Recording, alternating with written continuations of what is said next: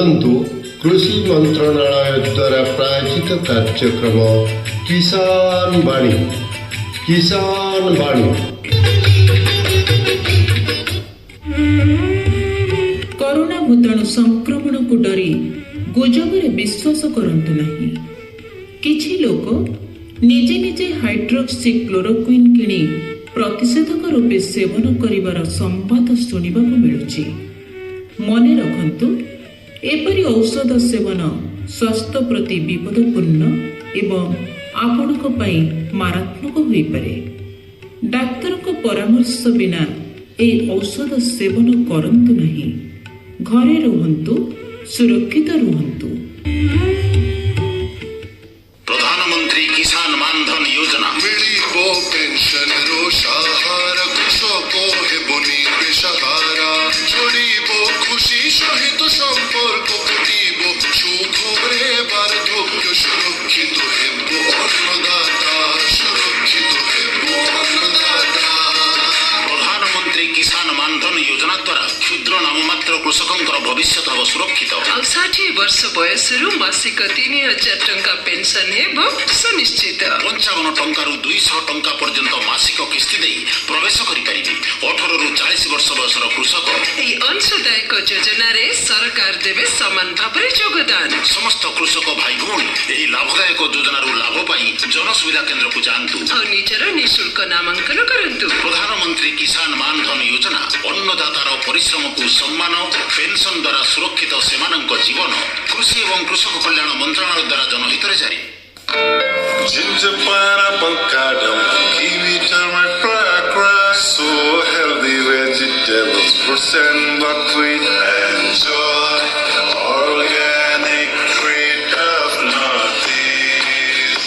Come and be a part of the organic revolution that has illuminated the lives of thousands of farmers and converted 1 lakh hectares of arable land into organic farms. Mission Organic Value Chain Development for Northeastern region. Farmers happy, people healthy. अरे क्या कर रहा है? इधर इधर इधर हम बोल रहा है तेरे बीजू का उतला बोल रहा है? पक्षियों से तो हम खेत को बचा लेते हैं, पर इन घातक रसायनों से कैसे बचाएं? मतलब? देख बेटा, तू जो ये अंधाधुंध रसायन मिलाता है ना, मिट्टी की सेहत बिगड़ने लगी है। और जब माटी ही कमजोर पड़ जाएगी तो उपज कैसे सेहतमंद होगी? अरे पहले ऐसा नहीं था। पूछना अपने बड़े बुजुर्गों से, कैसे फसल लहलहाती थी, शुद्धता झलकती थी। माटी भी तंदुरुस्त और लोग भी। पहली वाली बात कहा, पर अब तो सभी डाले हैं। सब नहीं, आज भी लाखों जागरूक किसान परंपरागत विधि से फसल उगा रहे हैं। खर्चा कम और उपज की कीमत भी बेहतर पा रहे हैं। सच है? अरे बेटे, एक्सपीरियंस से बता रहा है, धूप में बाल सफेद नहीं किए हैं। ठीक है भाई, मैं भी आज से जैविक खेती शुरू करूंगा।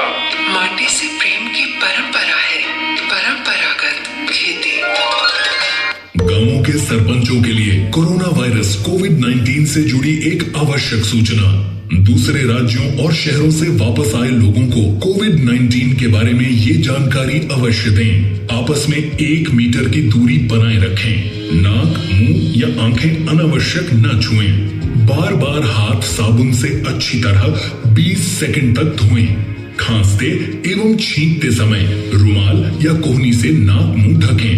कोविड-19 से बचाव के लिए आशा कर्मियों से सलाह लें। अधिक जानकारी के लिए अपने जिला मजिस्ट्रेट या मुख्य जिला चिकित्सा अधिकारी से संपर्क करें या भारत सरकार के हेल्पलाइन नंबर 1075 पर कॉल करें। कोरोना वायरस के खतरे से बचते हुए रबी की फसल की कटाई, बिक्री, सरकारी खरीद, नई फसल की जुताई और बुआई सुरक्षित हो सकती है अगर हम लगातार हाथों को साबुन और साफ पानी से नियमित अंतराल पर धोते रहें। नाक और मुंह को मास्क, गमछे या कपड़े से ढककर रखें। आंख, कान, नाक और मुंह न छुएं। आपस में 1 से 2 मीटर की दूरी बनाए रखें। इस समय रबी फसल की कटाई का काम भी जारी है। केंद्र सरकार और राज्य सरकारें मिलकर प्रयास कर रही है कि किसानों को कम से कम दिक्कत हो। कटाई करते समय खेत की एक पट्टी पर एक एक श्रमिक ही काम करे। फसल को छोटे छोटे ढेरों में इकट्ठा करें। हर ढेर पर 1 या 2 श्रमिक ही काम करें। हाथ के औजारों को दिन में 3 बार साबुन और पानी से धोएं। एक दूसरे के साथ औजारों की अदला बदली न करें। खाने पीने के अपने बर्तनों का इस्तेमाल करें। एक दूसरे के बर्तन प्रयोग न करें। हर रोज धुले हुए साफ कपड़े पहने। श्रमिकों के शौचालयों और हाथ धोने की जगह की ठीक से सफाई जरूरी है। थ्रेशिंग के दौरान भी इन सभी बातों का ध्यान रखें। जहां थ्रेशिंग का काम चल रहा हो उसके आसपास थूके नहीं। फसल के दाने मिट्टी या जमीन के संपर्क में न आए। फसल उत्पाद को घर में रखने से पहले 48 घंटे तक धूप में रखें। कंबाइन, हार्वेस्टर, थ्रेशर, जुताई और बुआई की मशीनों को इस्तेमाल से पहले साफ करना और संक्रमण मुक्त करना जरूरी है। मशीनों के इस्तेमाल से पहले और इस्तेमाल के बाद हाथ साबुन से साफ करें। वाहनों, बोरियों, थैलियों और पैकिंग के दूसरे सामान की साफ सफाई पर भी खास ध्यान रखें और संक्रमण मुक्त रखें। फसल को वाहनों में चढ़ाना हो, बिक्री केंद्र तक पहुंचाना हो, बिक्री और खरीद के दौरान और नई फसल की जुताई तथा बुआई के समय साफ हाथ, मास्क का इस्तेमाल और एक दूसरे से 4 से 6 फुट की दूरी जरूरी है। खरीद केंद्र पर आने से पहले श्रमिकों की जांच। खरीद केंद्र पर भीड़ ना हो इसलिए पंजीकृत किसानों को वाहनों के अनुमति पत्र के साथ SMS के जरिए निश्चित समय पर बारी बारी से बुलाया जाए। गोदामों पर खरीदी हुई फसल को लेने में शीघ्रता करें ताकि श्रमिकों को रुकना ना पड़े। कोरोना के खतरे से बचाव और अधिक जानकारी के लिए आरोग्य सेतु ऐप डाउनलोड करें। देश में खाद्य सुरक्षा के ये सिपाही भोजन की निरंतर उपलब्धता को सुनिश्चित करते हैं। इसलिए किसान स्वस्थ रहे तभी हम कोरोना वायरस से जीत पाएंगे, आगे बढ़ पाएंगे। किसान सबल, देश प्रबल। कृषि एवं किसान कल्याण मंत्रालय, भारत सरकार द्वारा जनहित में जारी। निजको कोरोना प्रभावरू केते विपद अछि जानो ना। कोरोना को जमा डरो ना। सीधा आरोग्य सेतु आप रे आसंतु ना। जदि आपनको निकटस्थ के कोरोना संक्रमित व्यक्ति अछंती ताहले तुरंत अलर्ट पाओ ना। जदि नाहंती ताहले टेंशन जमा नियो ना। कोरोना रो सटीक ट्रैकिंग करूछि एही ऐप। ता उपरे सब अंचलर हेल्पलाइन नंबर दिया जायछि एही ऐप रे। आपण केवल सामाजिक दूरता रखंतु ना और आरोग्य सेतु ऐप डाउनलोड करंतु ना। छोट हेउ के बड़ हेउ सब फोन रे आरोग्य सेतु ऐप डाउनलोड करंतु ना। कोरोना को जमा भय करना। हाँ आरोग्य सेतु ऐप डाउनलोड करंतु ना। कोरोना को जमा भय करना। कोरोना को जमा डरना। भाईना नमस्कार। नमस्कार नमस्कार। हय भाईना। हाँ हाँ एबे तो सूरत हो कि केरल हो कि जे जो सब दादन खटी हो जाइथिले सब श्रमिक भाई ने पळे आसिले ले आसिले तो आसिले जो बाटरू सब डेंगरी अधारे लुचि पळुचंदी डरुचंदी ए सब डरले हबो कि डरले जो बोले जाउथलो काई हां हां आ सेठु रोग आनलो काई ए तो विभिन्न प्रश्न अछि किंतु से माने जो डरी के डेम पड़चंदी एबे देखो गतकाल रे घटना है डेंगी पळुचंदी आ से जो संगरोध गृह रखले मध्ये हम कोन कर दे भाई तुमको तो खाइबा पीबा रहइबा सब व्यवस्था करी सीडी पठाउची ना दिनक दिथर डॉक्टर परीक्षा करचंदी सब करचंदी से सेटे जो दूर रे थिले सूरत रे हो कि केरल रे को जे कोन जगह जो थिले से केते हैरान हटरे थिले को डॉक्टर आई तुम पछरथुला कि एठी आसिला पर काई पाटी तुंड कर सब सुविधा हैला ता सत्य तुम काई एते डरचो आ जदी डरथुलो से कामडा काई करथुलो एटा होची हमर गोटे सचेतनतार समय ଗୋଟେ ବିପତ୍ତିଟା ଆସିଛି ଆମ ନାଇଁ ଗୋଟେ ବିପତ୍ତିଟି ଆସିଛି ବେଲେ ଆମେ ତାକୁ ମିଳିମିଶି ଡରିବାକୁ କରିବା ନା। ହବନି, ହାର ମାନିବାକୁ ପଡିବ। ହାରିବାକୁ ପଡିବ।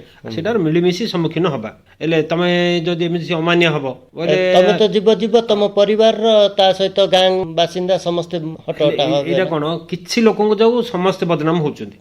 ନାଇଁ ଏବେ ଆମର ହେଲେଣି ଆମ ଗଞ୍ଜାମ ଜିଲ୍ଲାରେ ଦେଖ ଦେଶ ସାରା ଆମର ଦେଖ ଜନସଂଖ୍ୟା ହଉଛି 130 କୋଟି। ସେଥିରୁ କଣ ହଉଛି ନା 20 କୋଟି ହଉଛନ୍ତି ଆମର ମାଇଗ୍ରେସନ ଲେବର ବା ଅନ୍ୟ ରାଜ୍ୟକୁ କାମ କରିକି ବଞ୍ଚିବା ପାଇଁ ଯାଉଛନ୍ତି। ହେଲେ ଏବେ ଯୋଉ ବିପତ୍ତି ହେଲା, ଯୋଉ ଲକଡାଉନ ଘୋଷଣା ହେଲା, ସବୁ ହେଲା କରୋନା ପାଇଁ, ସେଥିରେ କଣ କଳକାରଖାନା ସବୁ ବନ୍ଦ ହେଇଗଲା। ଆଉ ବିଭିନ୍ନ ସେମାନେ ଯୋଉଠି ଯୋଉ ରୋଜଗାର ପାଇଁ କାମ କରୁଥିଲେ ସେଇଟା ବି ବନ୍ଦ ହେଇଗଲା।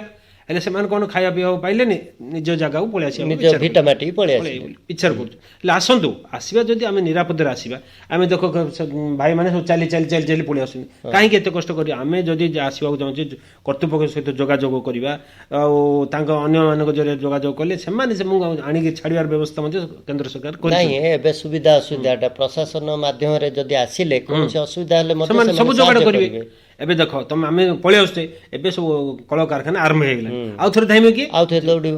ଆମେ ଯଦି ଆମକୁ ଦରକାର ଟିକେ ମନୋବଳ ଦରକାର, ଆଉ ଟିକେ କଷ୍ଟ ପଡିକି ସମ୍ଭାଳି ଦେଲେ ହେଇଗଲା। ସମ୍ଭାଳିବାର ଏତେ ତମେ ମେଡିଲେ ବି ହବ କି? ସେଇଟା ଏକ ଅସୁବିଧା ହେଇଯାଉଛି। ତମେ ଯୋଉ କଥାଟା କହିଲ, ଏଇ ଯୋଉ ସମସ୍ୟାକୁ ଆମର ଗାଁବାସୀ ମାନେ ମଧ୍ୟ ଟିକେ ସାହାଯ୍ୟ ସହଯୋଗ କରିବାର ଅଛି। ସହଯୋଗ କରୁଛନ୍ତି ଆଉ ସତର୍କ ମଧ୍ୟ ହେଲେଣି। କଣ ନା ଯଦି ଲୁଚିକି ପଳେଇ ଆଇଛି ତାଙ୍କୁ ଗାଁ ଭିତରେ ପୁରୁନାହାନ୍ତି। ନାଇଁ ତୁ ଆଇଛୁ ପାରେ ବାହାରୁ ଯା, ଏଇ ଯୋଉ ସ୍କୁଲରେ ଯୋଉ ସଂଗରୋଧ କେନ୍ଦ୍ର ହେଇଛି ସେଠିକି ଯା ରହ। ନାଇଁ ସତ କଥା, ଛାଡିବାକୁ ହବନି। ହଁ ଏବେ ଯୋଉ ସରକାର ତ 14 ଦିନ ଥିଲା, ହେଲେ ସ୍ୱାସ୍ଥ୍ୟ ପରାମର୍ଶଙ୍କ ମତ ଅନୁସାରେ ଆଉ ଥରେ 7 ଦିନ ବଢେଇଲେ, ଆଉ 7 ଦିନ ଘରେ ମଧ୍ୟ ରହିବା ପାଇଁ କହିଲେ। ଆଉ ତମେ ସେତିକି ପାଳନ କରିବନି, ଇଆଡେ ସିଆଡେ ବୁଲିବ, ବାହାରୁ କୁଆଡେ ଆସିଥିବ। ଯେହେତୁ କରୋନାଟା ଗୋଟେ ଅଜଣା ରୋଗ, କୋଉଠୁ ଆଉଛି ଜଣା ପଡୁନି, ଏଠି ହେଲେ ଆମକୁ ଟିକେ ସତର୍କ ରହିବାକୁ ପଡିବ ନା। ଗାଁବାସୀ ଯୋଉ କଲେ ଏଇଟା ଗୋଟେ ଭଲ ପଦକ୍ଷେପ।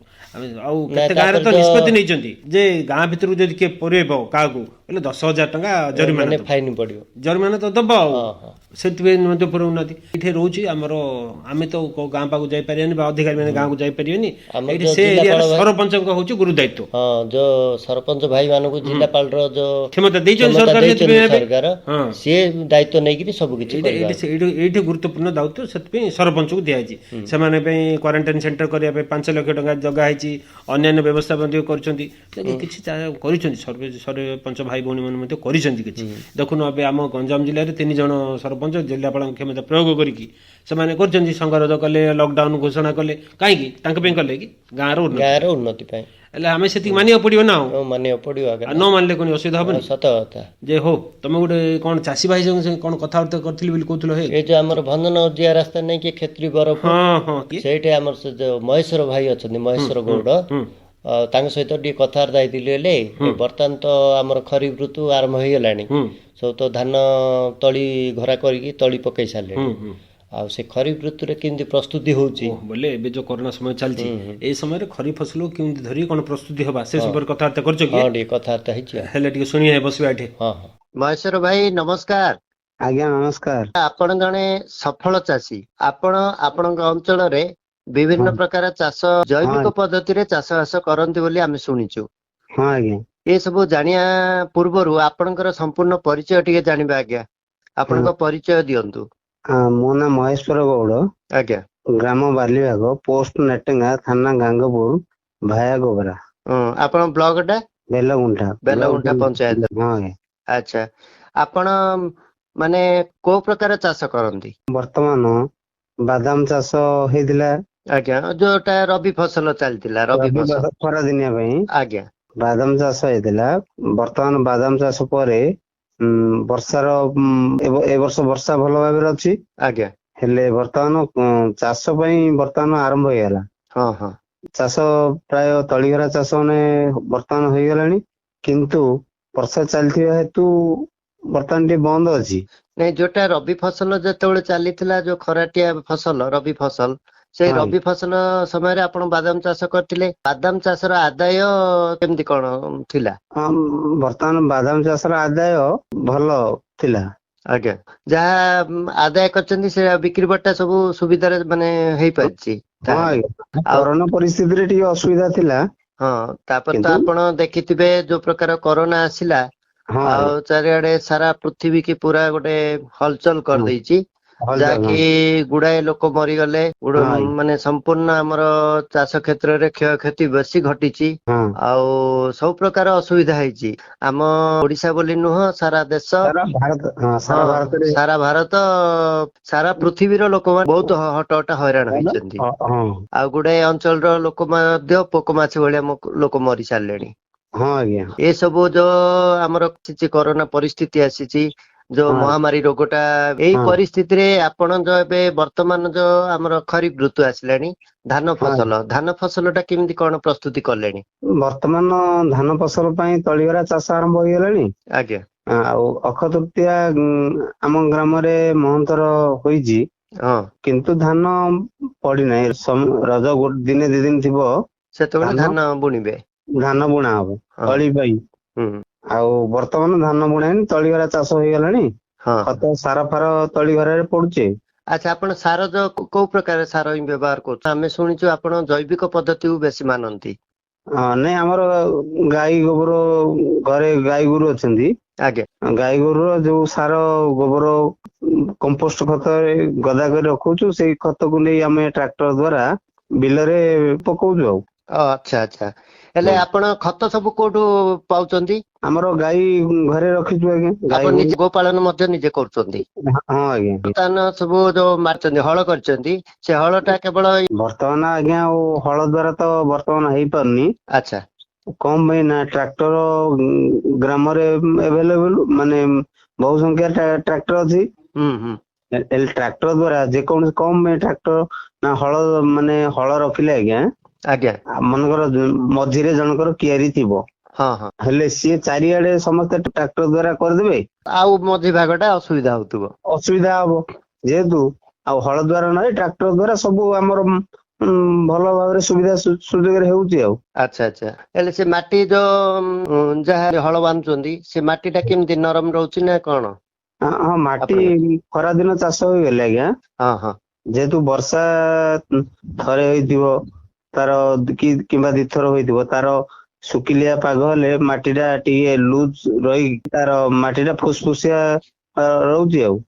ସେ ଫୁସଫୁସିଆ ମାଟିରେ ହିଁ ଯେତେବେଳେ ଯୋଉ ବର୍ଷା ପାଣି ପଡିବ, ବର୍ଷା ପାଣି ମାଧ୍ୟମରେ ଯଦି ଆପଣଙ୍କର କାଦ ହେଲେ ହିଁ ଯାଇକିରି ଆପଣ ତଳି ଘରା ପ୍ରସ୍ତୁତି କରିବେ।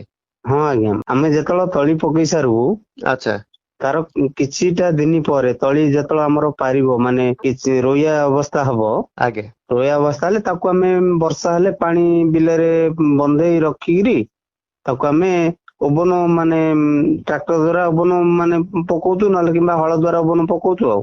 ଆଚ୍ଛା ଆଚ୍ଛା। ହେଲେ ଯୋଉ ଧାନ, ଆପଣ ବିହନ ଧାନ ଟା ନିଜେ ସଂଗ୍ରହ କରି ରଖୁଛନ୍ତି ନା କୋଉଠୁ ବ୍ଲକ ରୁ ଆଣୁଛନ୍ତି? ନାଇଁ, ବିହନ ଧାନ ନିଜେ ସଂଗ୍ରହ କରି ରଖୁଛୁ। ଆଉ କିଛି ପରିମାଣ ବ୍ଲକ ଦ୍ଵାରା ଆମର ଯେଉଁ ଅଫିସକୁ ଆସୁଛି, ଆଜ୍ଞା, ସୋସାଇଟି ଅଫିସକୁ ଆସୁଛି, ସୋସାଇଟି ଅଫିସ ଦ୍ଵାରା ଆମର ଆଧାର କାର୍ଡ ଦ୍ଵାରା ନେଇକିରି ଆମେ ଯେତେ ପ୍ୟାକେଟ ଦରକାର, ଆଜ୍ଞା, ତାକୁ ଧରି ଆମେ ଆଧାର କାର୍ଡ ନମ୍ବର ଦ୍ଵାରା ପଇସା ଦେଇ ଆମେ ନେଇ ଆସୁଛୁ ବିହନ। ମାନେ ଆପଣ ସରକାରଙ୍କ ସହାୟତା, ଯାହା ବ୍ଲକ ରେ ଯୋଉ ଧାନ ବିହନ ବିକ୍ରି ହଉଛି, ଆଉ ସେ ଫସଲ ପାଇଁ ବୋଲି ଯାହା ସାର ମଧ୍ୟ ବିକ୍ରି ବଟା ହେଇପାରୁଛି, ତାରି ମାଧ୍ୟମରେ ଆପଣ ସହାୟତା ମଧ୍ୟ ପାଉଛନ୍ତି ସରକାରଙ୍କ।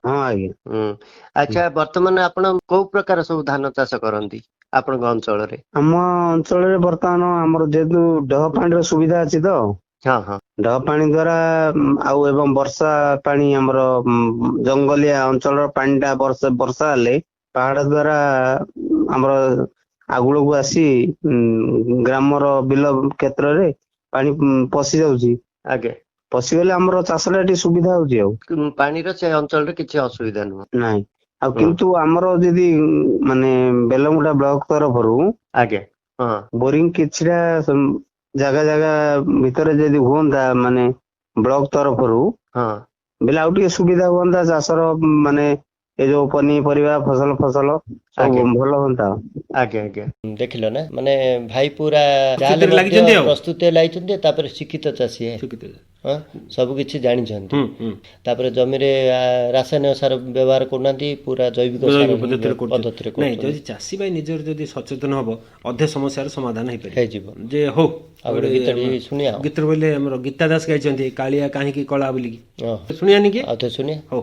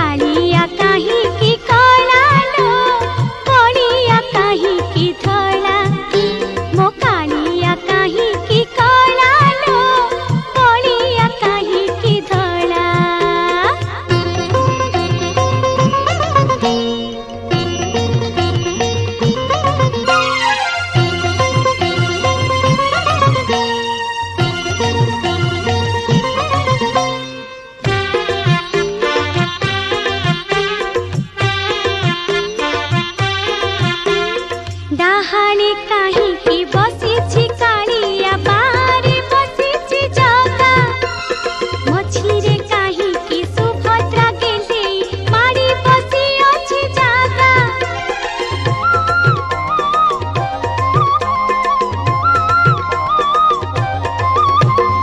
ଡାହାଣୀ କାହିଁକି ବସିଛି କାଳିଆ ବାହାରେ ବସିଛି ଜଗା ମଝିରେ କାହିଁକି ସୁଭଦ୍ରା ଗେଣ୍ଡେଇ ମାଡ଼ି ବସି ଅଛି ଜାଗା ଏଡ଼େ ଯତନରେ ଭଉଣୀ କି କିଏ ହଳଦୀ ଲଗେଇ ଦେଲା ଲୋ କିଏ ହଳଦୀ ବସନ୍ତ କଲା ସେ ହଳଦୀ ସୁନା ତ ହେଲା ହଳଦୀ ବସନ୍ତ କଲା ସେ ହଳଦୀ ସୁନା ତ ହେଲା ମୋ କାଳିଆ କାହିଁକି କଳା ଲୋ କଳିଆ କାହିଁକି ଧଳା ମୋ କାଳିଆ କାହିଁକି କଳା ଲୋ କଳିଆ କାହିଁକି ଧଳା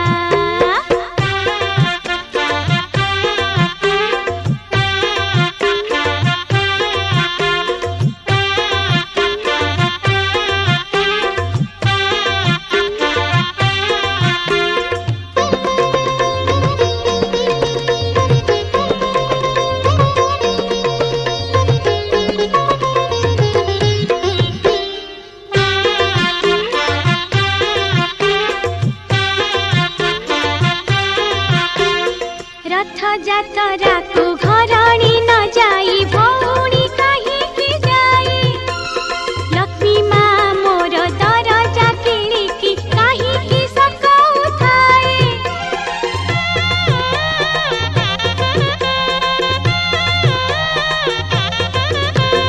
ରଥ ଯାତ୍ରାକୁ ଘରଣୀ ନ ଯାଇ ଭଉଣୀ କାହିଁକି ଯାଏ ଲକ୍ଷ୍ମୀ ମା ମୋର ଦରଜା କିଣିକି କାହିଁକି ସକାଉଥାଏ ସଭିଏ କହନ୍ତି ଜଗତ ଠାକୁର ତା ଘରେ କି ଲୀଳା ଲୋ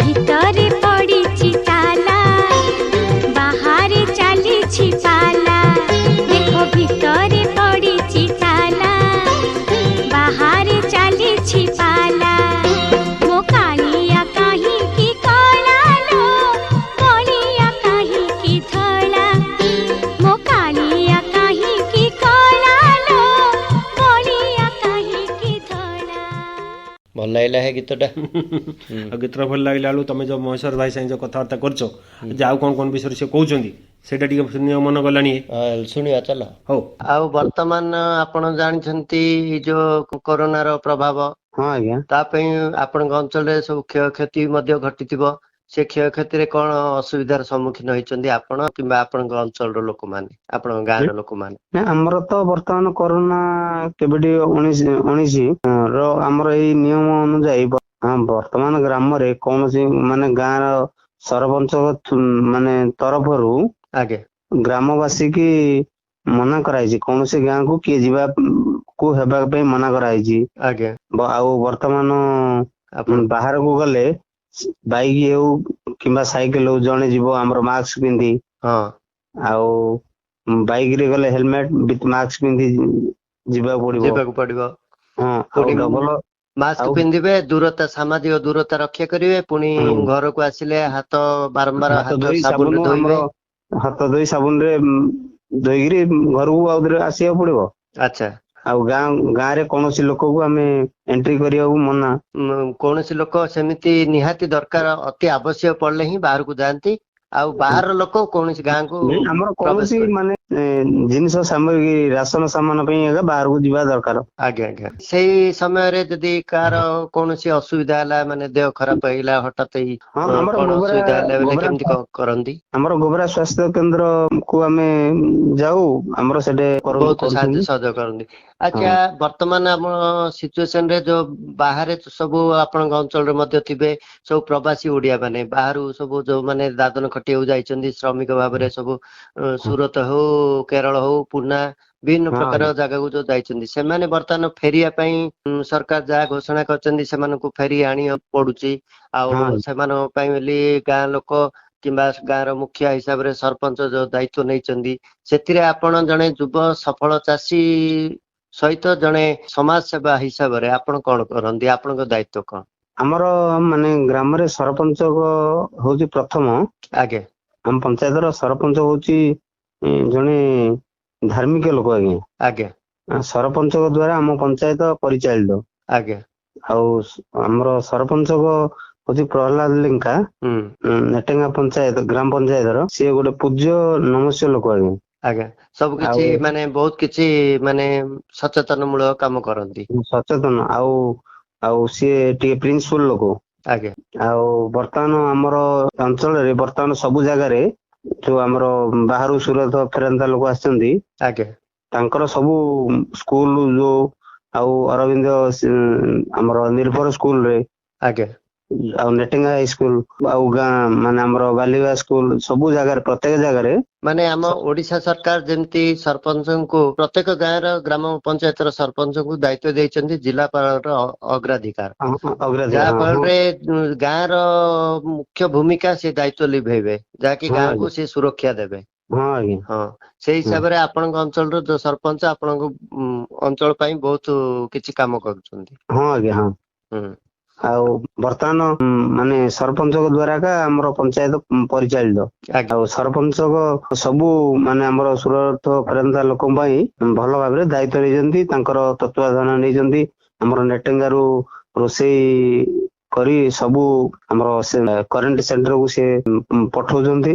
ନାଇଁ, କିଛି ତ ସୁରତ ଫେରନ୍ତା ହଉ ବା ପ୍ରବାସୀ ଓଡିଆ ମାନେ ଆସିକି ଯୋଉ ଦାଦନ ଖଟିଥିବା ଶ୍ରମିକ ମାନେ ବିଭିନ୍ନ ପ୍ରକାର ଆମେ ଇଏ ଗଣମାଧ୍ୟମ ହଉ ଟିଭିରେ ସବୁ ଦେଖିଥାଉଛୁ, ନ୍ୟୁଜ ଖବର କାଗଜରେ ଏ ଯୋଉ ବିଶୃଙ୍ଖଳା ସୃଷ୍ଟି କରୁଛନ୍ତି, ସେମିତି ବିଶୃଙ୍ଖଳା ଆପଣଙ୍କ ଅଞ୍ଚଳରେ ହଉଛି? ନାଇଁ, ଆମର ନେଟେଙ୍ଗା ପଞ୍ଚାୟତରେ ପରିଚାଳିତ ସରପଞ୍ଚଙ୍କ ଦ୍ଵାରା କୌଣସି ମାନେ ସୁରତ ଫେରନ୍ତା ଲୋକ କିଛି ଡିଷ୍ଟର୍ବ କରୁନାହାନ୍ତି, ମାନେ କୌଣସି ଅସୁବିଧା ମାନେ ବିଶୃଙ୍ଖଳା କରୁନାହାନ୍ତି। ସରପଞ୍ଚ ବି ଦାୟିତ୍ୱ ସେମାନଙ୍କ ନେଇଛନ୍ତି। ସରପଞ୍ଚ ହଉଛି ଜଣେ ପୂଜ୍ୟ ନମସ୍ୟ ଲୋକ। ଆଜ୍ଞା। ଆଚ୍ଛା, ଧନ୍ୟବାଦ ମହେଶ୍ୱର ଭାଇ, ଆପଣଙ୍କର କଥାରୁ ବହୁତ କିଛି ମାନେ ଶିଖିବାକୁ ମିଳିଲା। ଆପଣଙ୍କ ଅଞ୍ଚଳର ଯୋଉ ସାହାଯ୍ୟ ମାନେ ସୁରକ୍ଷା ନେଇକିରି ଆପଣ ସବୁ ଲାଗି ପଡିଛନ୍ତି, ତାରି ଭିତରେ ଆପଣ କିଛି ଯୋଉ ଅନ୍ୟ ଚାଷୀ ଭାଇ ମାନଙ୍କୁ ଆମର ଆକାଶବାଣୀ ମାଧ୍ୟମରେ ଆପଣ ଚାଷୀ ମାନଙ୍କୁ ଆଉ ଅନ୍ୟ ଭାଇ ମାନଙ୍କୁ କଣ ସବୁ ଏଇ କୋରୋନା ପାଇଁ ସଚେତନତା ବାର୍ତ୍ତା ଦେବେ? ଆମେ ସବୁ ଚାଷୀ ଭାଇ ମାନଙ୍କୁ ଆମେ କହୁ, ଆମର ଯେମିତି ଗ୍ରାମର ମଙ୍ଗଳ ପାଇଁ, ଆଜ୍ଞା, ଯେମିତି ଆମେ କରୋନା ପରିସ୍ଥିତିର ମୁକାବିଲା ପାଇଁ ଆମେ ଯେମିତି ମାସ୍କ ପିନ୍ଧି, ଆଜ୍ଞା, ଆଉ ଆମେ ସାବୁନରେ ଧୋଇ ସଫା ସୁତୁରା ହୋଇ ଆମେ ଯେମିତି ନିଜର ମାନେ ଚାଷ କାର୍ଯ୍ୟରେ ମଧ୍ୟ ଯେତେବେଳେ କାମ କରିବେ, ମୂଲିଆ ମାନେ ଆସିବେ, ସେମାନଙ୍କୁ ସାମାଜିକ ଦୂରତା ରକ୍ଷା କରି ଦୂରତା ଭାବରେ କାମ କରିବେ। ସେମିତି ମାସ୍କ ପିନ୍ଧି ଆମର ମାନେ ସଚେତନ ପାଇଁ ସେମାନଙ୍କୁ ହେଲେ ବି ଆମେ ଜଣେଇବାକୁ କରିବୁ। ଆମେ ସେମାନଙ୍କ ପାଇଁ ହେଲେ ମାସ୍କ ପିନ୍ଧି କାମ କରିବାକୁ ଚେଷ୍ଟା କରିବୁ। ଆଚ୍ଛା, ଯାହା ଖୁସି ଲାଗିଲା। ଆପଣଙ୍କୁ ବହୁତ ବହୁତ ଧନ୍ୟବାଦ, ଆପଣ ଆମ ସହିତ କଥାବାର୍ତ୍ତା ହୋଇଥିବାରୁ। ରହିଲି, ନମସ୍କାର। ନମସ୍କାର ଆଜ୍ଞା। ଥିଲା ନା ମହେଶ୍ୱର ଭାଇ ମଧ୍ୟ ଜଣେ ଶିକ୍ଷିତ ଚାଷୀ ହିସାବରେ ଆଉ ଗାଁରେ ମଧ୍ୟ ସଚେତନତା ବାର୍ତ୍ତା ଦଉଛନ୍ତି। ଆଉ ନାଇଁ, ସବୁ ଚାଷୀ ଭାଇ ଏମିତି ନିଜସ୍ୱ ଉଦ୍ୟମ କରି, ଚାଷୀ ଭାଇ କଣ ଗାଁବାସୀ, ଆମେ ଗାଁରେ ବାସ କରୁଛେ, ଆମ ଦେଶ ଗାଁରେ ବଞ୍ଚୁଛି ବୋଲି କୁହାହଉଛି। କହିଲେ ଯେହେତୁ ଆମର 6 ଲକ୍ଷ ଗାଁ ଅଛି ଗାଁ ଦେଶରେ, ଆଉ ସବୁ ଯଦି ଗ୍ରାମବାସୀ ନିଜକୁ ସଚେତନ ହେଇ ଯଦି କରିବେ, କରୋନା ବିପତ୍ତି କଣ ନୂଆ କିଏ, ଦେଶ ଏମିତି ଦେଶ ଜାତି ମାନବ ଏମିତି ହଜାର ହଜାର ବର୍ଷ ହେଲା ଏମିତି ସମସ୍ୟାର ସମ୍ମୁଖୀନ ହେଇକି ଆସୁଛି। ତାକୁ ଦରକାର ଧୈର୍ଯ୍ୟ। ଆଉ ଆର ତ ଔଷଧ ପ୍ରସ୍ତୁତି, ଟୀକା ପ୍ରସ୍ତୁତି ପାଇଁ ଲାଗିଛନ୍ତି ବୈଜ୍ଞାନିକ ମାନେ। 100ଟି କେନ୍ଦ୍ରରେ ବୈଜ୍ଞାନିକ ମାନେ ଏବେ ଲାଗିଛନ୍ତି। ମିଳିଯିବ ଆମକୁ ଟିକେ ସମୟ, ଯେହେତୁ ଟିକେ ସମୟ ସାପେକ୍ଷ ହଉଛି, ଆମକୁ ଟିକେ ନିରାଶ ବୋଧ ହଉଛି, କିନ୍ତୁ କରିବା ଯଦି ହେଲେ ଆସିବ ନା, ଏବେ ନହେଲେ ଆଉ 6 ମାସ ପରେ ଔଷଧ ଔଷଧ ଟୀକା ସବୁ ପ୍ରସ୍ତୁତ ହବ। ତେଣୁ ଭୟ କରିବାର କିଛି ନାହିଁ, ସେଥି ଭିତରେ ଯାହା ସମସ୍ୟା ହେଲା ଆଉ କଣ କରିବା। ଯେ ହଉ, ଆଉ ସମୟ ହେଲାଣି, ଯିବା ସମୟ ହେଲାଣି, ଯିବା।